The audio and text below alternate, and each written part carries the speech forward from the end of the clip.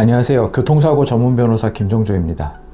교통사고가 나면 가장 먼저 드는 걱정이 치료비입니다. 그런데 운전자가 직접 다친 경우 가입한 자동차 보험에서 나오는 보상 항목이 조금 복잡하다는 점 알고 계신가요?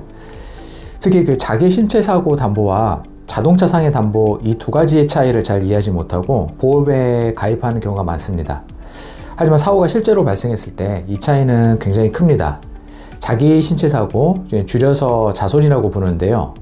이 담보는 약관에 정해진 기준에 따라 치료비와 사망 후유 장애를 정액으로 보장합니다. 즉 실제로 치료가 얼마가 들었는지와 상관없이 약관상 일정 금액만 보상된다는 뜻입니다. 반면 자동차 상해 자상이라고 하죠. 이 담보는 실제로 발생한 손해액 전부를 기준으로 치료비뿐만 아니라 위자료, 휴업손해, 후유장애까지 보장됩니다.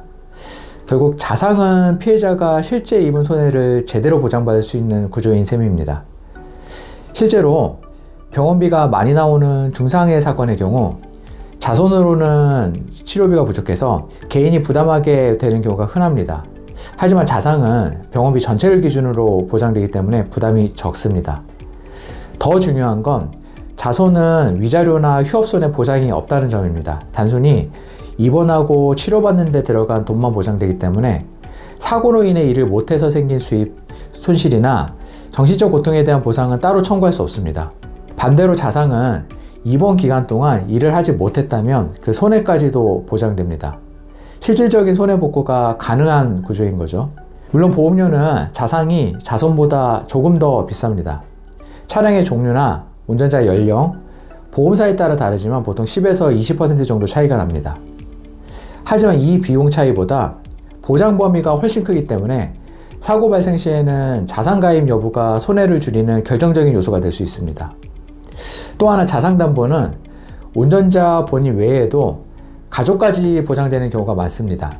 즉 본인 외에도 배우자나 자녀가 함께 차량을 타고 있다면 이들도 같은 보장을 받을 수 있기 때문에 가정 단위의 실질적인 보호가 가능해집니다. 보험을 선택할 때는 항상 비용만 보지 마시고 사고가 발생했을 때 실제로 어떤 보상을 받을 수 있을지를 기준으로 판단해야 합니다. 특히 업무상 차량 운행이 많거나 장거리 운전 또는 고속도로를 자주 이용하는 분들이라면 자상 담보는 선택이 아니라 필수에 가깝습니다. 교통사고는 순간의 일로 끝나지 않습니다. 치료, 재활, 일시소득, 후유장애까지 장기간에 걸친 손해가 발생할 수 있습니다. 이런 현실적인 피해를 제대로 보상받기 위해선 처음부터 자상담보를 가입하는 것이 훨씬 유리합니다. 보험 약관을 보면 자손이 기본으로 설정되는 경우가 많습니다. 보험료를 아끼기 위해 자손으로 유지하는 경우가 흔한데요. 이 부분은 반드시 체크해 보셔야 합니다. 약간의 보험료 차이를 감수하더라도 자상담보로 변경하는 것이 예기치 못한 사고에서 본인과 가족을 지키는 현명한 방법입니다.